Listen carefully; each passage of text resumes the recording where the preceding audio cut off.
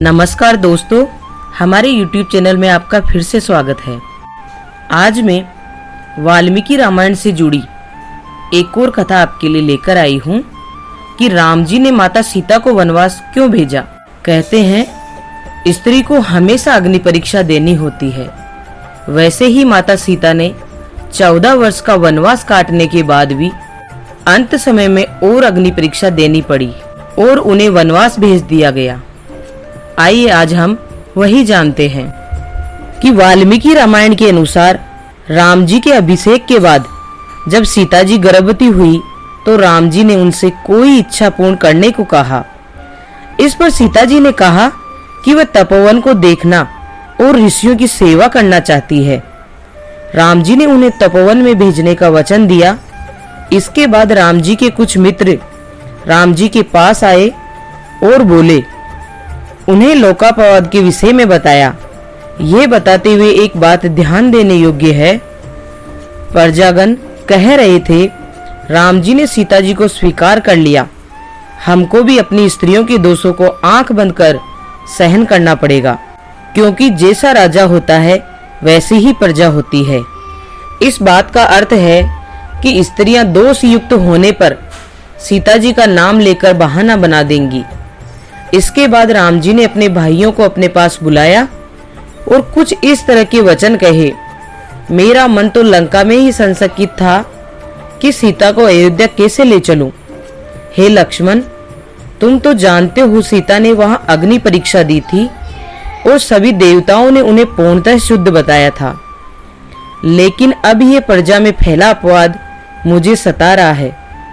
हम देखते हैं कि राम अग्नि परीक्षा के समय भी सीता जी को शुद्ध समझते थे और लोकापवाद के भय से शंकित थे।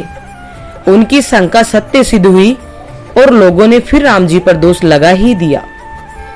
आगे लक्ष्मण जी ने सीता जी को वन में छोड़ते हुए कहा है कि वाल्मीकि ऋषि महाराज दशरथ के मित्र हैं, अतः राम जी ने सीता जी की इच्छा के अनुसार ही उनके तपोवन में रहने की व्यवस्था की। रामायण के अंत में सीता जी को लोकापवाद की निवृत्ति के लिए फिर से शपथ देने को कहा गया।